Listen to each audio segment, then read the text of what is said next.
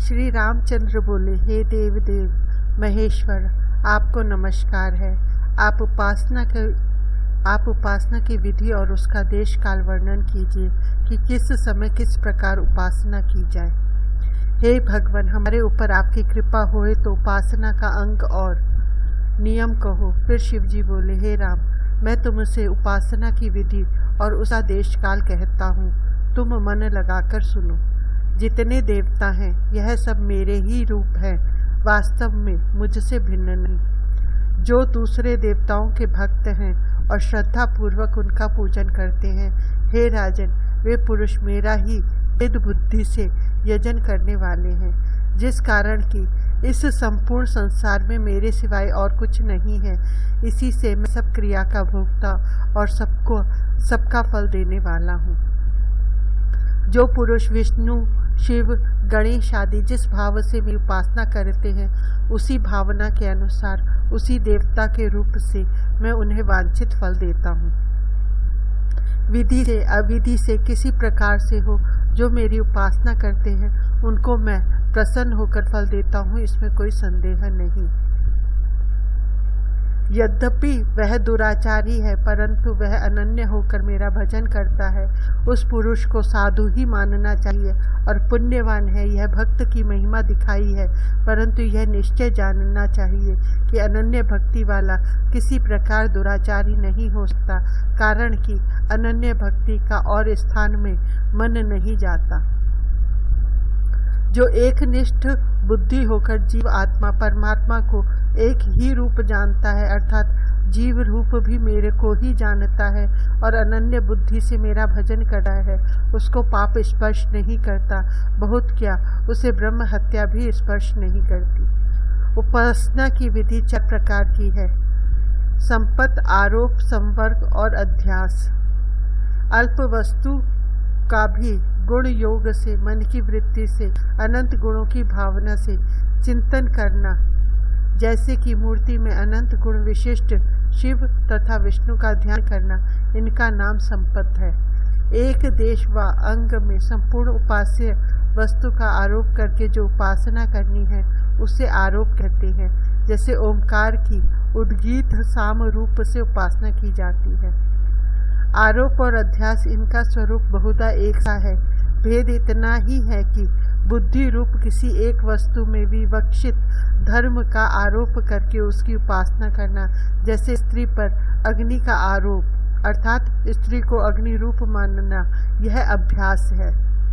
कर्म योग से उपासना करने का नाम संवर्ग है, अर्थात संपूर्ण भूतों को उपासना के योग से वश में करना, जैसे प्रलय काल में संवर्त नामक वायु अपनी शक्ति से सब भूतों को वश करती है।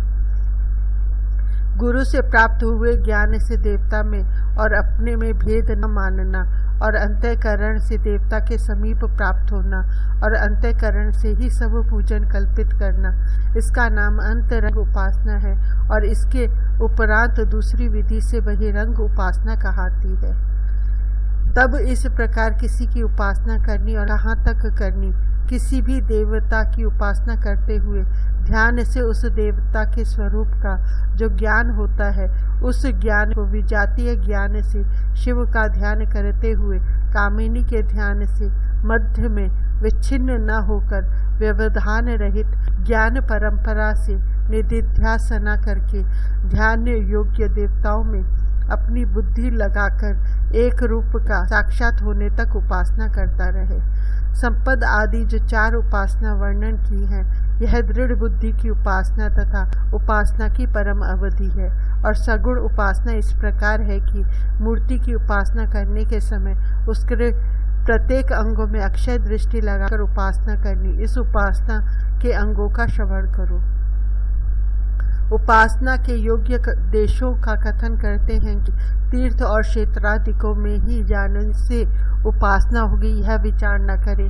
क्षेत्रादिकों में जाने की श्रद्धा त्याग दे और जहाँ अपना चित्त स्वच्छ और एकाग्रता युक्त होए, तहाँ ही सुख से बैठकर उपासना करे।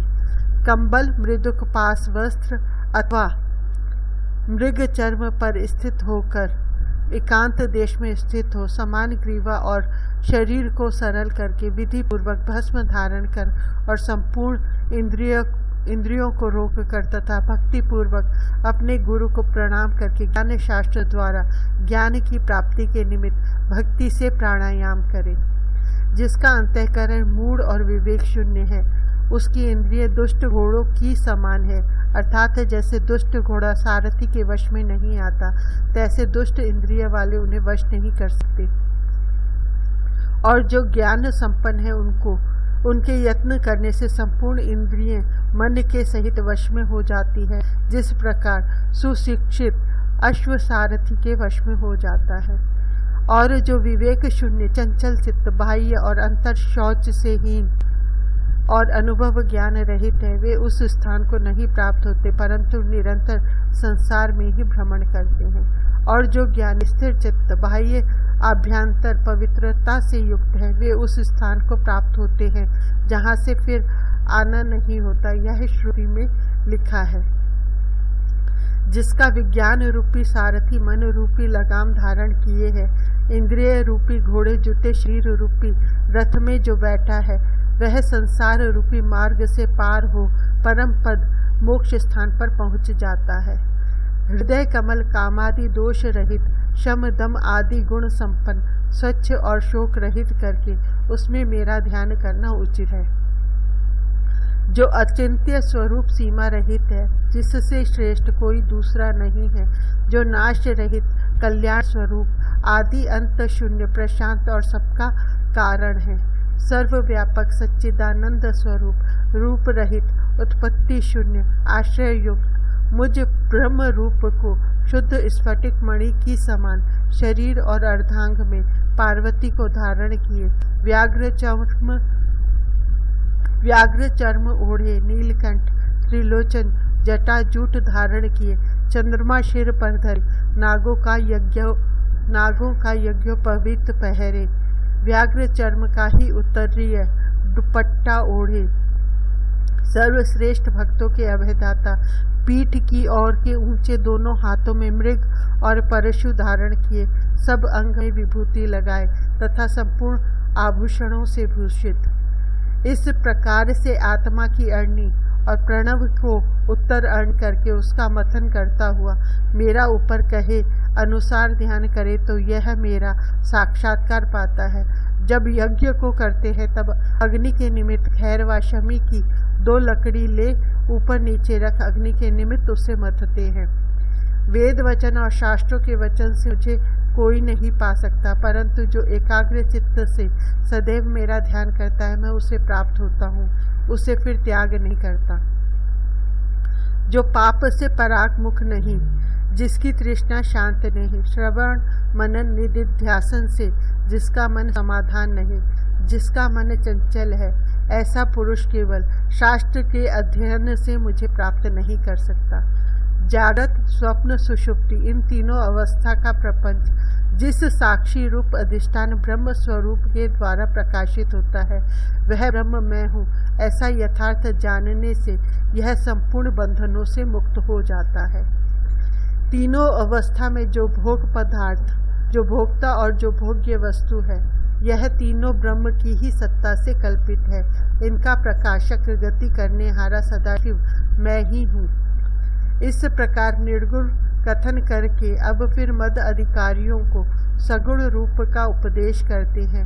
मध्याह्न काल के करोड़ों सूर्य की समान तेज युक्त और करोड़ों चंद्रमा की समान शीतल सूर्य चंद्रमा अग्नि जिसके नेत्र हैं, उनके मुख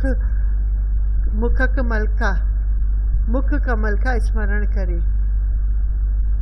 एक ही परमात्मा संपूर्ण भूतों में गुप्त है, सर्वव्यापी और सब भूतों का अंतरात्मा है, सबका अध्यक्ष और सब भूतों में वास करने वाला, सबका साक्षी, चित्त की प्रेरणा करने वाला, निर्लेप और निर्गुण है। स्वाधीन सब भूतों का आत्मा वह एक ही देव है, माया रूप प्रपंच का बीज प्रकट करता है, वह पुरुष मैं ही हूँ। मुझको जो धीर पुरुष शास्त्र और आचार्य के उपदेश से साक्षात्कार करते हैं, उन्हीं को निरंतर शांति और कैवल्य मुक्ति होती है, दूसरों को नहीं। जिस प्रकार से एक ही अग्नि सब संसार में प्रविष्ट होकर उन काष्ठ लोह आदि में सीधे टेढ़े चतुष्कोण आदि रूप से उसी वस्तु के आकार सी हो रही है, इसी प्रकार सबका अंतरात्मा एक ही है और शरीर में प्राप्त होने से उसी के आकार सा प्रतीत होता है।